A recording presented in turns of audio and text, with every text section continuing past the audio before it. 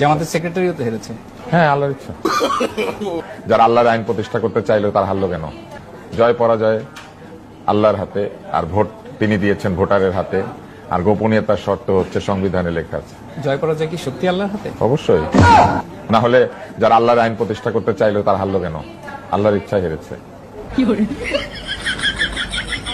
আপনার বিশ্বাস হচ্ছে না? ওনাদেরকে জিজ্ঞেস করেন, ওনারা এই কথার প্রতিবাদ করতে পারবেন? আল্লাহ চান নাই তারা যেটুকু। আল্লাহ তো বলেছেন তুমি সৎ কাজ করো, মানুষকে উদ্বুদ্ধ করো। এবং তিনি তো সুবিচারক, তিনি তো জানেন কে সৎ কাজ করে আর কে করে না, বা কে করবে কে করবে না। তার মানে কিচ্ছু না।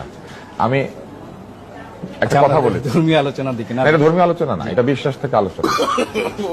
তার মানে আল্লাহ চেয়েছেন যে এবার অবশ্যই তার হুকুম ছাড়া গাছের পাতাও নড়ে না, অতএব জামাত হেরেছে, এটা তার ইচ্ছা। এনসিপিও তো হেরেছে। হ্যাঁ, এটাও তার ইচ্ছা। একটা যারাও হেরেছে স্বতন্ত্র, সব তার ইচ্ছা। রাশেদও হেরেছে। তার ইচ্ছার বিপরীতে গিয়ে যে এখন উল্টাপাল্টা কথা বলছে যে এই নির্বাচন ঠিক হয় না, এটা তো ঠিক না। এটা